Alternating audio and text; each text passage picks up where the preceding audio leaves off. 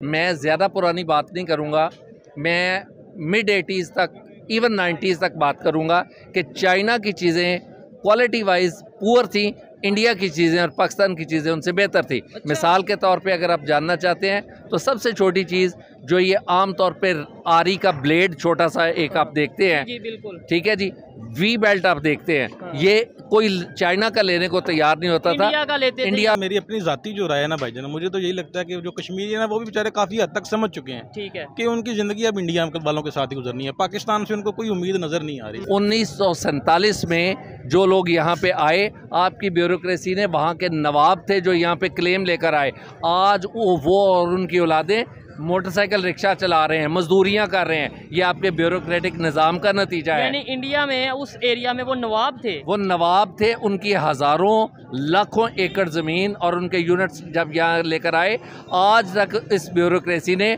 उनको उनका हक नहीं लेने दिया। ज़्यादातर इंडिया को सपोर्ट करते हैं। ये देखें, ये क्या बात हुई है? ठीक है, नहीं उसकी वजह पता क्या है? हाँ। बात ये होती है कि आपका जो मुल्क होता है ना, उसको जो लीड कर रहा होता है ना, लोग उसको प्रेफर करते हैं। उनको वज़ीर बनाया गया तो सेक्रेटरी साहब, उन्होंने मुतलका सेक्रेटरी से पूछा कि सेक्रेटरी साहब मुझे क्या करना है। हाँ। उन्होंने कहा जनाब आपके पास जो फाइल आए हाँ। आप उस पर सीन लिख दिया करें। तो उन्होंने अल्लाह के फजल करम से इतने काबिल थे वो कि जब वो फाइल आनी तो उसने उर्दू में सीन लिखना शुरू कर दिया। यानी उनका मतलब ये था कि मैंने देख लिया, आप सीन लिख दें। जी, सीन अंग्रेजी का उन्होंने कहा तो वो माशाल्लाह इतने काबिल थे। ये सच्ची बात है। जी सच्ची बात है। उन्हीं का एक और वाक़या भी आपके गोशगुजार कर देता हूँ, थोड़ा सा तल्ख माहौल को आसान कर दे ताकि थोड़ी उस पर थोड़ी सी एंटरटेनमेंट भी आ जाए। वो इत्तफाक से एक फ्लड लाइट टूर्नामेंट का इफ्तिताह करने के लिए गए, उसका नाम गालिबन अतीक मेमोरियल कोई टूर्नामेंट था या कोई इस तरह का नाम था। तो जब वो मौसूफ मिनिस्टर साहब वहाँ पे गए, तालीम उनकी अल्हम्दुलिल्लाह बिल्कुल पूरी थी, तालीम से नाबल्द थे वो। ठीक है। तो फिर उन्होंने ये कहा, ओ मुंडे ओ कदी साड़ा भी कोई मेमोरियल शमोरियल करा दिया करो। यानी डेफिनेटली मेमोरियल तो जो जा चुके हैं इस दुनिया से, उनके नाम के साथ मेमोरियल और कोई ट्रस्ट या क्रिकेट या जो भी है वो मेमोरियल उससे यूज होता है। उन्होंने कहा हमारा भी करा दिया। मुंडिया ने क्या कि जनाब तुसी मरण की तैयारी करो, तो भी मेमोरियल करा देने। ना ये तो सिर्फ एक अपनी आवाम को खुश करने के लिए करते हैं ना। खास तौर पे कश्मीरियों को हमने ये दिखलावा दिखाया हुआ है कि जी हम आपके साथ हैं, लेकिन ऐसा कोई मामला नहीं है। वो बेचारे हमें मरी जा रहे हैं, पिस रहे हैं, हमारी कोई सपोर्ट। ये गोरा जब इंग्लिस्तान से यहाँ पे आया था तो उसकी मजबूरी थी कि 200-250 बंदे के साथ उसने सब कॉन्टिनेंट को रूल करना था। तो उसने उस बदमाशी का मुजाहरा किया, कॉबॉय की तरह यूं रिंग फेंका और जिसको चाहा उसके गले से खींच के और उसको जो भी चाहे उसको साथ में ला लिया, चाहे उसको सजा का मुस्तहिक करार दे दिया। जी तो दोस्तों, मैं हूं सुहेब चौधरी और आप देख रहे हैं मेरा और आपका YouTube channel real entertainment TV. Recently Arab influencer Amjad Taha ने इंडिया साइड कश्मीर का विजिट किया, वहां पे जाके व्लॉगिंग की और बच्चों पे, जो वहां के बच्चे थे उनसे बात की, उनसे पूछा कि आप कौन हैं, तो उन्होंने कहा कि वी आर इंडियन कश्मीरीज। इसके अलावा बहुत ज़्यादा अप्रिशिएट किया गया G20 के वेन्यू को लेकर और बहुत सी चीज़ें उन्होंने अपने व्लॉग में डाली जो कि अब पाकिस्तान में, इंडिया में, सोशल मीडिया में बहुत ज़्यादा वायरल हैं। पाकिस्तानी पब्लिक से बात करेंगे कि अगर OIC की बात करें, अगर हम अरब कम्युनिटी की बात करें, सऊदीया की बात करें, इस्लामिक कंट्रीज़ की बात करें, कश्मीर के मामले में क्या वो आज 2023 में पाकिस्तान के साथ खड़े हैं या इंडिया के साथ खड़े हैं? इसी वाले से पाकिस्तान की पब्लिक क्या ओपिनियन देती है जानेंगे इस वीडियो में। जो मेरी पर्सनल ओपिनियन है वो मैं आपको बताऊंगा वीडियो के लास्ट में। चलते हैं वीडियो की तरफ और मिलते हैं वीडियो के बाद। अस्सलाम वालेकुम। वालेकुम अस्सलाम। सर आपका नाम? नवीद चीमा। क्या करते हैं सर आप? मैं पंजाब गवर्नमेंट का एक सीनियर ऑफिसर हूँ। ज़बरदस्त ज़बरदस्त। अच्छा सर, जिस टॉपिक पे वीडियो रिकॉर्ड कर रहे हैं थोड़ा बहुत गवर्नमेंट को भी डिस्कस करेंगे, लेकिन टॉपिक ये है कि इस टाइम जो पाकिस्तान की कंडीशन है, अगर क्राइसिस की बात करें, इकॉनमी की बात करें या फिर हम कश्मीर की बात करें, जो भी हमारे इस टाइम प्रॉब्लम चल रहे हैं, इनमें हमें इस्लामिक कंट्रीज़ कहाँ स्टैंड होती नज़र आ रही हैं, हमारे साथ खड़ी नज़र आ रही हैं या नहीं? ख़ास तौर पर सऊदीया, UAE या OIC की अगर हम बात करें। आपका क्वेश्चन 2 हिस्सों में तकसीम किया जा सकता है कि सबसे पहले आइडेंटिफिकेशन ऑफ द इशू होना ज़रूरी है, फिर उसके बाद उस सलूशन की तरफ जाना ज़रूरी है कि इसके लिए रिस्पॉन्सिबिलिटी फिक्सेशन आएगी कि कौन लोग ज़िम्मेदार हैं और उन्होंने लाइन ऑफ एक्शन क्या दिया इसको एड्रेस करने के लिए। ठीक है। वो जो एड्रेस करने का लाइन ऑफ एक्शन उन्होंने दिया, क्या वो एक्सेप्टेबल टू दी नेशन है, क्या वो अवामी उमंगों के मुताबिक है, या इस्लामिक नेशन जो है उसके साथ कंपेटेबिलिटी उसकी है या नहीं है। ऐसे ही है। ठीक है जी, फिर उसके बाद अपनी राय का इजहार किया जा सकता है। पेशतर इससे हम इस बात की तरफ जाएं कि इस सारे मामलात की ज़रूरत क्यों पेश आई। ठीक है, हाँ बिल्कुल। सबसे पहले तो जो गलती है उसको जो उसके ऊपर पॉइंट आउट करना ज़रूरी है, उसके बाद हम करेक्शन की तरफ जा सकते हैं। हम एक टॉपिक की अगर बात करें कश्मीर की, हम अगर देखते हैं कश्मीर, हम 75-76 साल से कहते नज़र आ रहे हैं जी कश्मीर के मामले में पूरी दुनिया के इस्लामिक कंट्रीज़ हमारे साथ हैं, लेकिन अगर बात करें UAE की, वो तो इंडिया साइड कश्मीर में इन्वेस्टमेंट करते नज़र आ रहे हैं। जी, आपकी बात बिल्कुल बजा है। इसको हम यूँ कह लेंगे कि हमारे with in the society fabric जो मौजूद है, घरों से लेकर सोसाइटी तक जो भी मौजूद है, अलायंसेस कभी आपके बनते हैं, कभी आपके टूटते हैं। अलायंसेस बनने की वजूहात कॉमन इंटरेस्ट होते हैं, और जब वो कॉमन इंटरेस्ट डाइवर्ट कर जाएं तो फिर वो अलायंसेस टूट कर नई जगहों पे वो नए अलायंसेस या शिफ्टिंग ऑफ जो आपकी पोजीशंस होती हैं वो शिफ्ट कर जाती तो है। इसका मतलब फिर ये हुआ ना, अगर इन शार्ट देखेंगे, ये जो इस्लामी उम्मा मुस्लिम इस्लामी इत्तेहाद की बात करते हैं, ये तो सिर्फ एक बातें हैं। ओवरऑल तो जहाँ पे आपका इंटरेस्ट है, जैसे आप कह रहे हैं, आपने वहाँ पे जाके अपने रिलेशन बेहतर करने हैं। जी, ये बात बिल्कुल दुरुस्त है कि सबसे पहले आपको अपने घर की ज़रूरियात को और उसको मीट विद करने के लिए कहाँ से क्या रास्ता लेना है ये डिटरमिन करेंगे तो आपकी लाइन ऑफ एक्शन ठीक होगी। अगर ऐसा नहीं कर पाएंगे तो शायद अवामी उमंगों के मुताबिक भी ना हो, और शायद ज़रूरत के मुताबिक वो बातें ना हो, और उसका फ़ायदा भी ना हो, और उसका फ़ायदा भी शायद ना हो। अभी एक अरब इन्फ्लुएंसर हैं जो कि इंडिया साइड कश्मीर में गए हैं, और उन्होंने वहाँ पे जाके वीडियोस रिकॉर्ड किए हैं, व्लॉग बनाए, और जहाँ पे ये कहा जा रहा है, वो ये कहते नज़र आ रहे हैं कि भाई इंडिया के जो इंडिया साइड कश्मीर है वहाँ पे पीस है। वहाँ के बच्चों से वो बात कर रहे हैं तो वो कह रहे हैं हम इंडियन कश्मीरी हैं, हमारे यहाँ पे भी कश्मीर का हिस्सा मौजूद है, हमारे यहाँ पे तो उस तरीके से इन्फ्लुएंसर नहीं आ रहे इंटरनेशनल लेवल पे, हमारा तो इमेज नहीं वो। जी, बजा बात है। मैं इसमें ये बात कहूँगा कि चूँकि ये एक ऐसा कंट्रोवर्शियल टॉपिक है या जिस पे सेंसिटिविटी भी पाई जाती है, मैं माज़रत से उस पे कमेंट करने से चाहूँगा कि ये इस तरह से पब्लिकली कमेंट ना किया जाए, क्योंकि उस पे कुछ आपकी वैसे तो आपकी सर अपनी ओपिनियन है और मैं आपकी ओपिनियन की टोटली रिस्पेक्ट करता हूँ, लेकिन मेरे ख्याल से जो सच है हमें वो बोलना चाहिए, और जो चीज़ बेहतर है उसे बेहतर और गलत को गलत कहना चाहिए। अदरवाइज़ हम यही कहेंगे सेंसिटिव टॉपिक है, नहीं बात करेंगे तो ये टॉपिक फिर सेंसिटिव ही रहेगा, इसके ऊपर कोई बात ना करेगा ना इसका कोई हल होगा। आपकी बात दुरुस्त है। वो टॉपिक जो सेंसिटिविटी से मुराद ये है कि जैसे कोई भी काम, अगर मैटर कोई अदालतों में सब जुडिस पड़ा हुआ है तो उस पर कमेंट करने से इसलिए रुक जाते हैं कि उसमें बाइस्ड व्यू आने का इम्कान होता है, या कोर्ट को इन्फ्लुएंस करने का कोई खदशात होते हैं, तो आप उस पर कमेंट करने से रुक जाते हैं। इसी तरह से मुल्की पॉलिसी के हवाले से वो स्ट्रेटजीज़ जिनको जो लॉ इन्फोर्सिंग एजेंसीज़ हैं या जो डिफेंस से मुतल्लिका इदारे हैं, उनकी पॉलिसीज़ किसी अंदाज से भी बनाई जा सकती हैं जो ओपन करना हो सकता है, इन द पब्लिक इंटरेस्ट ना हो। आप एक गवर्नमेंट एम्प्लॉय हैं और ये चीज़ आप मेरे से काफ़ी ज़्यादा बेहतर जानते हैं, समझते हैं। हम बिल्कुल एक कॉमन पब्लिक की बात करेंगे और फिर वाइंड अप करेंगे। आप भी गपशप में मसरूफ़ थे। मुझे ये बता दें कि ये जो मुस्लिम उम्मा की बात की जाती है, आज जिस कंडीशन में पाकिस्तान है, मैं नहीं समझता इससे बुरी कंडीशन में पहले कभी रहा हो। तो हम IMF के पास जाने की बजाय उन कंट्रीज़ के पास क्यों नहीं जाते, या वो कंट्रीज़ हमें क्यों नहीं सपोर्ट कर रहे? खूबसूरत बात आपने की। सवाल ये है कि घर में रहते हुए अगर आपके 8 या 10 भाई हैं या ज़्यादा अल्लाह करे जिनके हों, तो उनमें इख्तलाफात आने की कोई ना कोई वजह होती है। आपका पॉइंट ऑफ व्यू फ़र्क हो सकता है, आपके दूसरे भाई का फ़र्क हो सकता है, उसकी ग्रूमिंग फ़र्क हो सकती है, एजुकेशन फ़र्क हो सकती है, उसके हालात फ़र्क हो सकते हैं। तो इसी तरह से कंट्री टू कंट्री जो अपने अपने हालात हैं वो फ़र्क है। पाकिस्तान इस वक्त उन इकनॉमिक क्राइसिस में मौजूद है जिनका शिकार दुबई नहीं है, UAE नहीं है, या एक लंबे अरसे तक सऊदी अरेबिया नहीं रहा, जबकि कुछ ऐसे इस्लामी ममालिक भी मौजूद है जो फाइनेंशियल क्राइसिस में भी है, जो किसी एतबार से दिफाई एतबार से भी, अफगानिस्तान हमारे साथ एग्जाम्पल मौजूद है, इराक की जी। तो इसलिए उन वाक़यात को उन्होंने अपनी रोशनी में अपनी डायरेक्शन लेकर चलना है। ये दुरुस्त है कि जब तक उन ममालिक की या उन भाइयों की कॉमन इंटरेस्ट की ग्राउंड नहीं होगी, उतनी देर तक आपके साथ इकट्ठा चलने से ठीक है, मुत्तफिक नहीं होंगे। ऐसे ही है। अब जो सवाल था कि ये सारे वाक़यात की जिम्मेदारी किस पे आती है, हाँ। प्रॉब्लम क्या है और जिम्मेदारी किस पे? मेन जो मैं समझता हूँ इशू है, जो टॉपिक है वो ये होना चाहिए कि ये जो इशू हुआ, क्रिएट क्यों हुआ, हुआ? इसका जिम्मेदार कौन है। ये 1947 से लेके आज तक जो हम क्राइसिस का भी सामना कर रहे हैं, कश्मीर का भी हम लाप रहे हैं, ये क्रिएट कैसे किया गया? बहुत खूबसूरत बात है आपकी। 76 साल से मुझे ये बताइए कि निज़ाम हुकूमत आपके ख़्याल में जो जनरली एक पब्लिक ओपिनियन के हवाले से बातें होती हैं, उसमें आप पॉलिटिशियंस को नॉर्मली उनको एलिज किया जाता है नॉर्मली। मेरी ज़ाती राय में वो एलिगेशन की हद तक बात ऐसे है।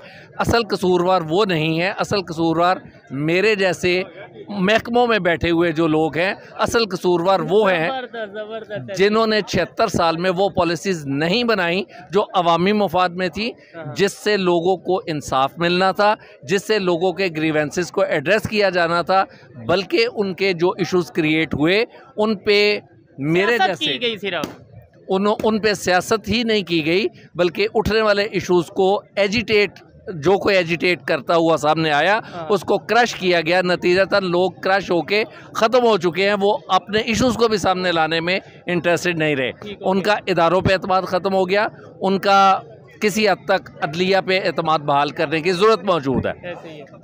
अब सवाल ये पैदा हुआ कि वो पॉलिसीज़ क्या हैं। अगर मेरे जैसे बंदे के मैं एक इंजीनियर हूँ, बाय प्रोफेशन मैं इंजीनियर हूँ, इसके साथ मुझे मौका मिला कि मैं पंजाब गवर्नमेंट के एक बहुत सीनियर पोजीशन पे एक इदारा डेवलप करने में मुझे मौका मिला। अब जब तक उसकी बेहतर पॉलिसी न बनाई जाती तो वो इदारा डेवलप नहीं हो सकता था। इसी तरह से मुझे इंजीनियर होते हुए अगर आप डॉक्टरी का काम कोई मेडिकल साइंस का दे देंगे तो शायद मैं वो परफॉर्म ना कर सकूं, और अगर डॉक्टर है तो उसको जंगलात का काम दे देंगे तो वो एड्रेस शायद ना कर सके। ठीक है। इसी तरह से जो बाकी शोबा जात हैं उनसे मुतल्लिक मैं ये समझने से कासिर हूँ कि 3 माह 6 माह के अंदर वो कौन सा सेक्रेटरी होता है जो आज 3 माह में ये एजुकेशन की पॉलिसी बना रहा है, अगले 3 माह में वो हेल्थ की पॉलिसी बना रहा है, अगले 3 माह में वो टूरिज़्म की पॉलिसी बना रहा है। इतनी कौन सी खुदादाद सलाहियत उनमें उतर आती है। और आपने तो सेक्रेटरीज की बात की है, हमारे तो यहाँ पे मिनिस्टर रहे हैं जो डिग्री उनकी कानून की होती है, मिनिस्टर वो साइंस के बन जाते हैं, डिग्री उनकी साइंस की होती है, मिनिस्टर वो जो है वो लॉ के बन जाते हैं। यानी कि जिसका काम उसी को साझे वाला कंसेप्ट यहाँ पे नहीं चल रहा। टेक्नोक्रेट्स को हम प्रमोट करने के बजाय ब्यूरोक्रेट्स को प्रमोट कर रहे हैं। ये बहुत आला बात आपने की। वो इसलिए अब आप पॉलिटिशियंस की बात करेंगे जो आपने इंडिकेट कर दिया, मैं उसकी तरफ थोड़ी सी आगाही दिलाना चाहता हूँ। पॉलिटिशियंस में आप सबसे पहले उनको गवर्न करने के लिए रूल्स ऑफ बिजनेस की किताब पढ़ी है। पंजाब गवर्नमेंट ले लें, रूल्स ऑफ बिजनेस पहले 1974 में आए, उसके बाद रिवाइज्ड रूल्स जो हैं रूल्स ऑफ बिजनेस की किताब 2011 में आई हुई है। उसमें मुझे ये निकाल के दिखा दें कि मिनिस्टर के इख्तियारात क्या हैं, वो दिखाएं मुझे कि मिनिस्टर के इख्तियारात क्या है। तो वही क्लियर नहीं है फिर इसका मतलब। जी मैं उसकी वजाहत करनी चाहता हूँ। जिसको हम मुकद्दस किताब का दर्जा दे के रूल्स ऑफ बिजनेस कह रहे हैं, उन रूल्स ऑफ बिजनेस में अगर मिनिस्टर सवाए एक डाकखाने के तौर पे काम करने के, जिसके पास इख्तियार एक नायब कासद को भर्ती करने का नहीं, जिसके पास नायब कासद को ट्रांसफ़र करने का इख्तियार नहीं, जिसके पास किसी किस्म का कोई सज़ा व जज़ा का इख्तियार उसके पास नहीं, उसने मुतलका सेक्रेटरी को अगर कहना है तो मुझे ये बताइए कि कार का स्टीयरिंग आपके हाथ में हो और मैं आपको कहूँ कि आप कार लेफ़्ट मोड़ें और आप राइट को मोड़ रहे हो और ज़बरदस्ती मोड़ें तो मैं आपका कुछ ना कर सकूँ, तो क्या मेरी कोई हैसियत होगी? आपको ब्लेम नहीं कर सकेंगे। तो फिर मुझे इल्ज़ाम क्यों दे रहे हैं? तो पॉलिटिशियंस को इल्ज़ाम आप गलत इल्ज़ाम देते हैं। इसका मतलब है हमारे सारे कानून को बदलने की ज़रूरत है, हमारे सेटअप को। दूसरे कंट्रीज़ में अगर बात करें वहाँ पे भी यही कानून है, जैसे इंडिया की बात करते हैं वहाँ पे भी यही हरगिज़ ऐसा नहीं है। आपको मिसाल लेने की ज़रूरत है मलेशिया की, आपको मिसाल लेने की ज़रूरत है चाइना की। ठीक है जी, इंटरनेशनल स्टैंडर्ड्स बने थे, पहले ब्रिटिश स्टैंडर्ड्स आया करते थे। जैसे ये आपके शेर होते थे या मैस जो भी होते थे, स्टैंडर्ड होते थे नापने के लिए, अब फुट वगैरह होते थे। अमेरिकन स्टैंडर्ड्स आ गए, जैपनीज स्टैंडर्ड्स आ गए, मलेशियन स्टैंडर्ड इस वक्त पूरी दुनिया को रूल कर चुके हैं। चाइना को अगर आप मिसाल लेते हैं तो वहाँ पे 2 पैरेलल स्ट्रीम्स मौजूद हैं। आपने लफ्ज़ बोला कि टेक्नोक्रेट्स को प्रमोट करने की ज़रूरत है, जबकि हम ब्यूरोक्रेसी को प्रमोट कर रहे हैं। ब्यूरोक्रेसी का काम है रिकॉर्ड कीपिंग, ब्यूरोक्रेसी का काम हुकूमत करना नहीं है। अनफॉर्चुनेटली जो गोरा यहाँ पे निज़ाम छोड़ के गया, ये उसको विरासती हकदार बन के सामने आ चुके हैं कि हम बादशाह सलामत हैं और बाकी लोग हमारी रियाया हैं। ठीक है, यही तो मैं कहना चाह रहा हूँ ना। आपने मलेशिया की बात की, इंडिया की बात मैं इसलिए करता हूँ कि गोरा वहीं पे भी वही निज़ाम छोड़ के गया। आज उन्होंने सिस्टम को बेहतर किया या वो भी इसी सिस्टम के साथ चल रहे हैं? मैं इसलिए बार बार वहाँ की बात करना चाहता हूँ। मैं इंडिया पे बात सेकंड नंबर पे लाऊंगा। मैं अभी पहले जो डेवलप हुई हैं नेशंस, उनकी बात इसलिए कर रहा हूँ कि वो एज ए रोल मॉडल आपके सामने आ सकते हैं। अमेरिका का चाइना का कॉन्स्टिट्यूशन पढ़ लें, उसको देख लें कि वहाँ का प्राइम मिनिस्टर नॉन इंजीनियर हो नहीं सकता। अगर ये आपकी मेज़ पड़ी है, कागज़ पड़ा है, ऐनक पड़ी है, टेलीफोन पड़ा है, तो ये किसी न किसी टेक्नोलॉजी का मोहताज है। तो वो टेक्नोलॉजी इंजीनियर्स अगर आपके प्रमोट नहीं करेंगे तो क्या जो FABA पास है वो बनाएगा टेक्नोलॉजी को? आपकी मेज़ है, शीशा है, ऐनक है, जो कुछ भी है, ये किसी न किसी टेक्नोलॉजी का मोहताज है। फिर इसकी स्किल्स वाले कुछ लोग हैं जो उस स्किल के साथ उस चीज़ को बनाते हैं। आपने उन लोगों को गुलाम बना लिया, तो क्लर्क जिसने रिकॉर्ड मेंटेन करना था उसको आपने बादशाह बना लिया। तो आपका निज़ाम तो उलट है। ये गोरा जब इंग्लिस्तान से यहाँ पे आया था तो उसकी मजबूरी थी कि 200-250 बंदे के साथ उसने सब कॉन्टिनेंट को रूल करना था। तो उसने उस बदमाशी का मुजाहरा किया, कॉबॉय की तरह यूं रिंग फेंका और जिसको चाहा उसके गले से खींच के और उसको जो भी, चाहे उसको साथ में ला लिया, चाहे उसको सज़ा का मुस्तहक करार दे दिया। तो आज अगर आप 76 साल से वही निज़ाम चला रहे हैं तो वो यहाँ से पैसे अपनी डेवलपमेंट के लिए ले जाता था। तो आज आप इसका मतलब है ये कर रहे हैं कि इस कौम के रिसोर्सेज जो हैं वो आप इकट्ठे करके बाहर ले जा रहे हैं। तो इस कौम को मकरूज़ करते हुए आज आप कभी कहते हैं IMF की तरफ जाएं, कभी आप कह रहे हैं कि OIC को देखें, कभी कहीं ब्रादर मुल्क आपस में नहीं मिल रहे। तो अपनी पहले प्रॉब्लम आइडेंटिफिकेशन कर लें, उस सिस्टम को ठीक कर लें, फिर रास्ता देखिएगा कि आपकी मदद के लिए आना कौन चाहता है। ठीक है सर की बहुत सी बातें मुझे अच्छी लगी, लेकिन एक बात बहुत खूबसूरत लगी। उन्होंने सबसे पहले क्रिटिसाइज किया खुद को कि मेरे जैसे जो गवर्नमेंट ऑफिसर हैं, एम्प्लॉय हैं, उनकी बहुत बड़ी जिम्मेदारी है। मैं जिससे भी बात करता हूँ ये कहते हैं जी गवर्नमेंट की जिम्मेदारी, कोई कहता है पब्लिक की जिम्मेदारी, लेकिन इन्होंने बोला कि भाई सबसे पहले मेरी, यानी हम सब की जिम्मेदारी है। सर ये बताएं, चाइना की आपने एग्जाम्पल दी, मैं ये समझता हूँ चाइना की एग्जाम्पल पाकिस्तान पे इम्प्लीमेंट नहीं होती। उसकी वजह ये यहाँ पे है जो सा सिस्टम है डेमोक्रेसी का, वहाँ पे डेमोक्रेसी नहीं है। हम चाइना की एग्जाम्पल नहीं ले सकते। यहाँ पे मैं थोड़ा सा डिसएग्री करता हूँ माजरत के साथ। जी आपको डिसएग्री करने का हक है, इसलिए कि आप उस पूरी इंफॉर्मेशन के साथ एक्वाइंटेड नहीं है। ठीक है। चू एन लाई ने जिस वक्त एक जहाज़ भर के बंदों का डुबो दिया था, उसके बाद ये फैसला हुआ था, मैं ज़्यादा पुरानी बात नहीं करूँगा, मैं मिड 80s तक, इवन 90s तक बात करूँगा कि चाइना की चीज़ें क्वालिटी वाइज पुअर थी, इंडिया की चीज़ें और पाकिस्तान की चीज़ें उनसे बेहतर थी। अच्छा। मिसाल के तौर पे अगर आप जानना चाहते हैं तो सबसे छोटी चीज़ जो ये आम तौर पे आरी का ब्लेड छोटा सा एक आप देखते हैं, जी बिल्कुल, ठीक है जी, वी बेल्ट आप देखते हैं, ये कोई चाइना का लेने को तैयार नहीं होता था, इंडिया का लेते थे, इंडिया और पाकिस्तान का लेते थे, और इनकी कीमत ज़्यादा थी, चाइनीज़ प्रोडक्ट की कीमत कम थी। चाइना ने घर घर में लोगों को स्किल ट्रांसफ़र की, चाइना ने अपने इंजीनियर्स को बिठा के टेक्नोलॉजी ट्रांसफ़र की, टेक्नोलॉजी देने वाले इंजीनियर्स थे, उसको इम्प्लीमेंट करने वाले साथ में टेक्नीशियंस थे, जिन्होंने स्किल के साथ उन चीज़ों को, क्वालिटी को डे बाय डे इम्प्रूव किया।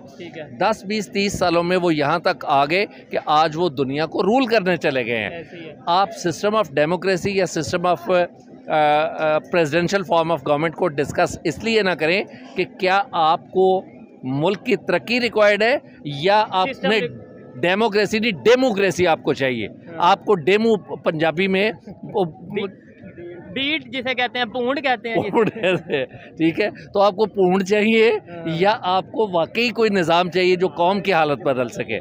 तो अगर ऐसी सूरत हाल है तो उस सूरत हाल में आप बेहतर सिस्टम को ऑप्ट करें। क्या वो जिंदा नहीं रह रहे, क्या वो रोटी नहीं खा रहे, क्या उनमें लोगों को मुआशी हालात बेहतर नहीं मिल रहे? बिल्कुल मिल रहे हैं। उनके निज़ाम में ये बात लागू कर दी गई है कि नॉन इंजीनियर के फैसले को, अगर मैं जूनियर इंजीनियर हूँ तो मेरे फैसले को रद्द करने के लिए सीनियर इंजीनियर रद्द कर सकता है, नॉन टेक्निकल बंदा मेरे फैसले को रद्द नहीं कर सकता। मेरा फैसला प्रायोरिटी रखेगा, जो उस फैसले पे अगर कोई गलत फैसला मैं करूँगा तो सज़ा और जज़ा का जवाबदेह मैं होऊंगा। ठीक है।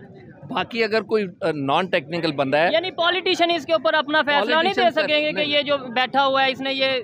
पॉलिटिशियंस का लफ्ज मत बोले, बोले जिस मेरे फैसले का रिकॉर्ड रखने के लिए जो क्लर्क थे वो क्लर्क 1 ग्रेड से लेकर 22 ग्रेड तक भी हो सकते हैं।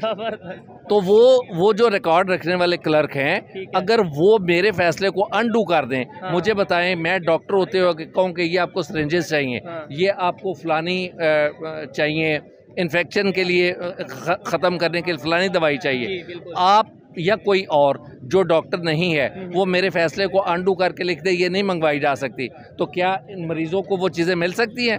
नहीं मिलेंगी। बजट कंट्रोल मेरे पास है, मैंने जो ब्यूरोक्रेट्स हैं उन्होंने डॉक्टर्स को उन हॉस्पिटल्स को देना है। मतलब right person at right place होना चाहिए। आपने बोला कि निज़ाम बेहतर होना, पाकिस्तान या कोई भी कंट्री है वो लोग बेहतर होने चाहिए, पाकिस्तान बेहतर होना चाहिए, चाहे वो डेमोक्रेसी का सिस्टम हो या प्रेसिडेंशियल फॉर्म ऑफ गवर्नमेंट हो। लेकिन यहाँ पे बड़ी तादाद में कुछ लोग ये भी कहते हैं कि भाई इस्लामी निज़ाम होना चाहिए, शरीयत निज़ाम होना चाहिए। असल में उन लोगों को आगाही ना होने की वजह से वो अपनी सोच के तहत वो भी ठीक कहते हैं कि जहाँ पे फौरी इंसाफ मिल जाए, काजी अदालतों के ज़रिए वो चाहते हैं कि आज मुझे मसला हुआ है तो वो जो गोरे का निज़ाम है कि ये कागज़ लाएं, ये सबूत लाएं, जो हम नहीं, कानून की बात नहीं है, जो वहाँ पे इंसाफ देने की कुर्सी पे बैठा है, जो काजी बैठा है, काजी पे क्या जिम्मेदारी आयद है कि अल्लाह सबसे बड़ा है और अल्लाह के बाद नायब की हैसियत में इंसाफ करने के लिए बैठा है। अगर वो किसी किस्म का नाइंसाफ़ी का मुर्तकब होता है तो वो उस अपनी ज़िम्मेदारी में ख़यानत कर रहा है जिसके लिए वो सज़ा का मुर्तकब है। लोग फौरी इंसाफ चाहते हैं, इसलिए आपको इस्लामी निज़ाम की तरफ निशानदेही करते हैं। इसका मतलब कि अगर उनके मुताबिक जो इस्लामिक निज़ाम है डेफिनेटली उसमें यही है, कोई चोरी करे तो उसका हाथ काट दिया जाए और इस तरीके से फौरी इंसाफ, फौरी रिलीफ चाहते हैं। आपका ये जो सिस्टम है ये ब्यूरोक्रेटिक सिस्टम है, इसमें तो सालों साल आप एक केस के पीछे। 1976 से ये लोग चंद बैठे हुए हैं, डिस्कस कर रहे थे। 1947 में जो लोग यहाँ पे आए, आपकी ब्यूरोक्रेसी ने, वहाँ के नवाब थे जो यहाँ पे क्लेम लेकर आए, आज वो और उनकी औलादें मोटरसाइकिल रिक्शा चला रहे हैं, मजदूरियाँ कर रहे हैं। ये आपके ब्यूरोक्रेटिक निज़ाम का नतीजा है। यानी इंडिया में उस एरिया में वो नवाब थे, उनकी हज़ारों लाखों एकड़ ज़मीन और उनके यूनिट्स जब यहाँ लेकर आए, आज तक इस ब्यूरोक्रेसी ने उनको उनका हक नहीं लेने दिया। बताएं उनका हक कौन दिलाएगा? वो एक केस नहीं है, हज़ारों केसेस हैं, एक सूबे में नहीं है, चारों सूबों में है, पूरे पाकिस्तान में है। ठीक हो गया। बताइए, वो जो महकमे आपने बनाए वहाँ पे आपने नॉन टेक्नोक्रेट बिठा दिए, वहाँ पे आपने नाइंसाफ़ी करने वाले लोग बिठा दिए, इसकी ज़िम्मेदारी आप पॉलिटिशियंस पे कैसे डालते हैं? पॉलिटिशियन के पास तो मैंने ये कहा कि रूल्स ऑफ बिजनेस इसको मुकद्दस किताब का दर्जा देते हैं, उसमें मुझे ये दिखा दें कि मिनिस्टर के इख्तियार कुछ नहीं है, उसका इख्तियार मुझे दिखाएं कहाँ पे है। अगर इख्तियार ही कोई नहीं है तो उसको आपने गंदा करने के लिए रखा हुआ है। अगर गंदा करना है तो सिर्फ इल्ज़ाम उस पर लगा सकते हैं। मेरे जैसे साथियों को 7 पर्दे छुपाने के लिए आपने उसको रखा हुआ है। क्योंकि एक मिसाल से वजाहत करूँगा, एक मोहतरम नाम है, वो गुजरांवाला के वज़ीर हुआ करते थे जी, इंजीनियर साहब थे? नहीं, उनके वालिद साहब हैं। ठीक है जी। तो वो जब उनको वज़ीर बनाया गया तो सेक्रेटरी साहब, उन्होंने मुतलका सेक्रेटरी से पूछा कि सेक्रेटरी साहब मुझे क्या करना है? उन्होंने कहा जनाब आपके पास जो फाइल आए आप उस पर सीन लिख दिया करें। तो उन्होंने अल्लाह के फजल करम से इतने काबिल थे वो कि जब वो फाइल आनी तो उसने उर्दू में सीन लिखना शुरू कर दिया। यानी उनका मतलब ये था कि मैंने देख लिया, आप सीन लिख दें। जी, सीन अंग्रेजी का उन्होंने कहा। तो वो माशाल्लाह इतने काबिल थे। सच्ची बात है जी, सच्ची बात है। उन्हीं का एक और वाक़या भी आपके गोशगुजार कर देता हूँ, थोड़ा सा तल्ख माहौल को आसान कर दे ताकि थोड़ी उस पर थोड़ी सी एंटरटेनमेंट भी आ जाए। वो इत्तफाक से एक फ्लड लाइट टूर्नामेंट का इफ्तिताह करने के लिए गए, उसका नाम गालिबन अतीक मेमोरियल कोई टूर्नामेंट था या कोई इस तरह का नाम था। तो जब वो मौसूफ मिनिस्टर साहब वहाँ पे गए, तालीम उनकी अल्हम्दुलिल्लाह बिल्कुल पूरी थी, तालीम से नाबल्द थे वो। ठीक है। तो फिर उन्होंने ये कहा ਉਹ ਮੁੰਡਿਓ ਉਹ ਕਦੀ ਸਾਡਾ ਵੀ ਕੋਈ ਮੈਮੋਰੀਅਲ ਸ਼ਮੋਰੀਅਲ करा दिया करो। यानी डेफिनेटली मेमोरियल तो जो जा चुके हैं इस दुनिया से उनके नाम के साथ मेमोरियल और कोई ट्रस्ट या क्रिकेट या जो भी है वो मेमोरियल उससे यूज होता है, उन्होंने कहा हमारा भी करा दिया। ਮੁੰਡਿਆਂ ने क्या कि जनाब तुसी मरण की तैयारी करो, ਤੁਹਾਡਾ भी मेमोरियल करा देने आज अल्हम्दुलिल्लाह उनका बेटा भी वजीर है। बिल्कुल मैं जान चुका हूँ जिनकी बात की जा रही है। बहुत अच्छा लगा सर आपसे बात करके, बहुत शुक्रिया आपके टाइम का। और मोस्टली मैं आप लोगों से इस तरीके से नहीं पूछता कि यूथ को क्या करना चाहिए या मुझे क्या करना चाहिए, लेकिन मैं आपसे सर ज़रूर पूछूंगा कि देखें मेरी भी बहुत सी जिम्मेदारियां हैं, मैं नौजवान नस्ल हूँ पाकिस्तान के, आने वाले टाइम में मैं समझता हूँ हमारे पे भी जिम्मेदारी है। क्या ऐसा करूँ कि ऐसा करना चाहिए कि हम पाकिस्तान को बेहतर कर सकें, पाकिस्तान का इमेज बेहतर कर सकें? बेटे उसके लिए सबसे अहम बात यह है कि आप पूरी दुनिया की एक स्ट्रेटजी है, पॉलिसी है कि आपकी 2/3 ऑफ द नेशन जो है वो किसी न किसी स्किल में ऑल द टाइम इन्वॉल्व रहती है, चाहे वो किसी बिजली का स्विच लगा रही हो, चाहे वो कोई और काम कर रही हो। स्किल कोई ना कोई पोजेस कीजिए, उस स्किल के ज़रिए इस कौम की तरक्की में अपना किरदार अदा कीजिए और हक हासिल करने के लिए अपनी ज़ुबान को सिर्फ खामोश करके ये ना कहें कि जी हम क्या कर सकते हैं। एक तो वो खामोशी तोड़िए, दूसरे नंबर पे जो चीज़ें गलत को गलत और सही गलत को सही को कहें। गलत और सही कहने का जज्बा होना चाहिए। आप यहाँ पे आए, मैंने खुद आपको आवाज़ दे के आपके ये देकर ये कहा आइए, मैं आपको आपके सवालों का जवाब देने के लिए तैयार हूँ। और मुझे बहुत अच्छा लगा, काफ़ी दिनों बाद किसी ऐसे इंसान से बात करने का मौका मिला। डेफिनेटली अच्छे लोग मिलते हैं, बहुत अच्छी अच्छी बातें की जाती हैं, लेकिन जिनसे मिलकर एक मोटिवेशन मिली, जिन्होंने ये बोला कि गलत को गलत और सही को सही कहना चाहिए, बहुत शुक्रिया सर। आपकी बहुत मेहरबानी बेटा। मैं उम्मीद करूँगा कि आप इसको ऑन एयर जितना पहुँचा सकेंगे वो पैगाम की शक्ल में पहुँचाइए। ज़रूर जी ज़रूर, बहुत शुक्रिया। आइए मज़ीद किसी से बात करते हैं। अस्सलाम वालेकुम। वालेकुम अस्सलाम। आपका नाम? मोहम्मद तनवीर। आपका नाम? हाफिज जबरान। क्या करते हैं आप? मेरा भाईजान साउंड सिस्टम का काम है, ये मिलाद के हवाले से ना। ज़बरदस्त। और आप क्या करते हैं? मैं कुरान पाक पढ़ाता हूँ बच्चों को, होम ट्यूशन। ठीक है, होम ट्यूशन्स पढ़ाते हैं। आपसे बात करेंगे, काफ़ी इंटरेस्टिंग टॉपिक है। टॉपिक ये है कि जो इस टाइम पाकिस्तान की कंडीशन है, पाकिस्तान इस टाइम जो जिस पोजीशन में खड़ा है, जो इस्लामिक कंट्रीज़ हैं, ख़ास तौर पे अगर सऊदीया की बात करें, यूएई की बात करें, क्या ये आपको लगता है हमारे साथ इस टाइम पे खड़े हैं? नहीं, बिल्कुल भी नहीं। आप क्या कहेंगे? नहीं, मुझे भी नहीं लगता ये हमारे साथ खड़े, क्योंकि असल में हमारे जो सियासतदान है वो खुद भी जो है वो इस बात पे मुतफिक नहीं है, एक साथ नहीं दे रहे। तो जब हम लोग खुद नहीं साथ देंगे तो फिर वो कैसे साथ देंगे? बिल्कुल, मेन इशू ये है, जब हम लोग अपने लिए सिंसेयर नहीं है, दुनिया का कोई कंट्री कैसे सिंसेयर होगा, वो मुस्लिम हो या नॉन मुस्लिम हो। ख़ास तौर पे अगर जो एक इशू हम कहते हैं कि पूरी दुनिया कश्मीर के इशू में पाकिस्तान के ख़ास तौर पे इस्लामिक कंट्री जो से साथ खड़े हैं, आपको क्या लगता है आज 2023 में सऊदीया, यूएई, ये कंट्रीज़ कश्मीर के इशू में भी पाकिस्तान के साथ खड़े होते नज़र आ रहे हैं? नहीं, मुझे तो नहीं यार, अगर ये साथ खड़े होते तो अब तक मेरे ख्याल से कश्मीर जो है वो ज़रूर आज़ाद हो जाता है। पाकिस्तान भी कश्मीर के इशू पे जो वो स्टैंड नहीं कर रहा है इस टाइम, तो जो हालात नज़र आ रहे हैं बाकी दुनिया को। हम ये कभी 5 अगस्त को इस तरीके से रैली निकालते हैं कि भाई आर्टिकल 370 हटा दिया गया तो ये हो गया, कभी 5 फरवरी को कश्मीर डे मनाते हैं, और कश्मीर जब भी कोई इलेक्शन आता है बात तो हम करते हैं। असल में ये तो सिर्फ एक अपनी आवाम को खुश करने के लिए करते हैं ना। खास तौर पे कश्मीरियों को हमने ये दिखलावा दिखाया हुआ है कि जी हम आपके साथ हैं, लेकिन ऐसा कोई मामला नहीं है। वो बेचारे हमें मरी जा रहे हैं, पिस रहे हैं, हमारी कोई सपोर्ट नहीं है कश्मीर के साथ। ये सिर्फ दिखावा ही। अभी खबर ये है कि एक अरब इन्फ्लुएंसर है जिसका नाम है अमजद ताहा, वो इंडिया साइड कश्मीर में गए हैं और वहाँ पे जाके उन्होंने वीडियोस वगैरह वो रिकॉर्ड करते हैं। उन्होंने वीडियो रिकॉर्ड किया, बच्चों से पूछा आप क्या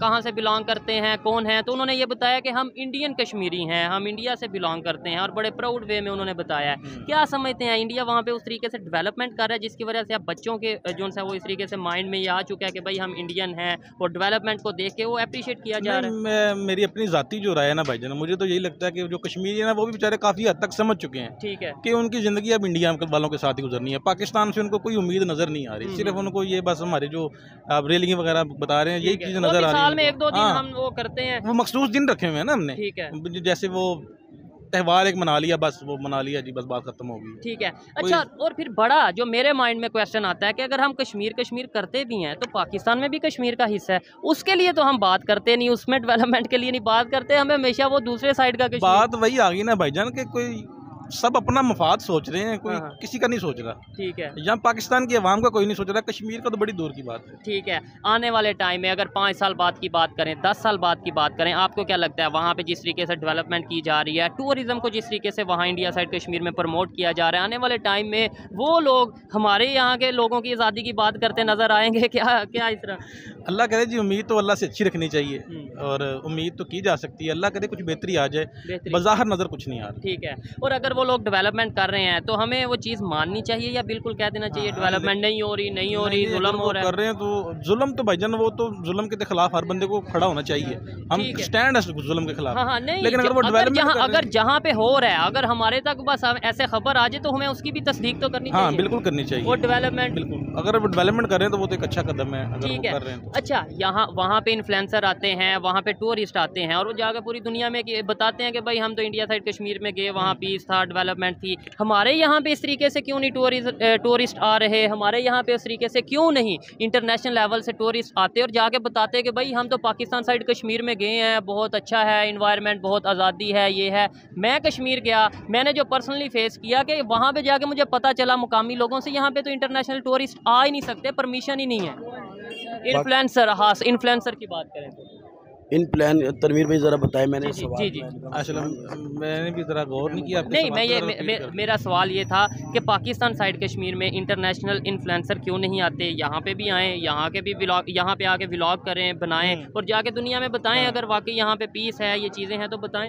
बताना तो उनको चाहिए, लेकिन मेरे ख्याल से लोगों को पाकिस्तान पे एतमाद नहीं है और वैसे भी पाकिस्तान के कुछ इतने वसाइल भी नहीं है कि लोगों को उस हिसाब से अकोमोडेट कर सकें और लोगों का रुझान भी नहीं है पाकिस्तान की तरफ। मेरा ख्याल है इंडिया की तरफ लोगों का, जैसे आप बता रहे हैं। उसकी क्या वजह है? नहीं, मैं तो नहीं बता रहा कि वो तो दुनिया सारा देख रही है। जो आपके सर्वे के मुताबिक मैं वही बात कर रहा हूँ। मतलब आपकी कोई पर्सनल ओपिनियन तो नहीं होगी, आप भी जो देख रहे हैं मीडिया पे, उसी को आप मद्देनजर रखते हुए बात कर रहे हैं। उसकी वजह क्या वजह कि उनकी तरफ ज़्यादा झुकाव है, उन्हें सपोर्ट किया जा रहा है, अप्रिशिएट किया जा रहा है? मेरे ख्याल से सबसे बड़ी वजह जो है वो सियासत ही है इस टाइम, क्योंकि इंडिया पॉलिटिकल स्टेबिलिटी है या इकोनॉमी बड़ी है। बिल्कुल वो इकोनॉमी के लिहाज से तो इंडिया हमसे तो बहुत ऊपर चला गया ना। हम तो काफ़ी पीछे चले गए हैं, हम तो ठीक हो गया, बहुत पीछे हैं। चलें जी, अच्छा लगा इनसे बात करके। मकसद ये है पब्लिक की ओपिनियन ली जाए कि पब्लिक अब क्या सोच रखती है कश्मीर के हवाले से।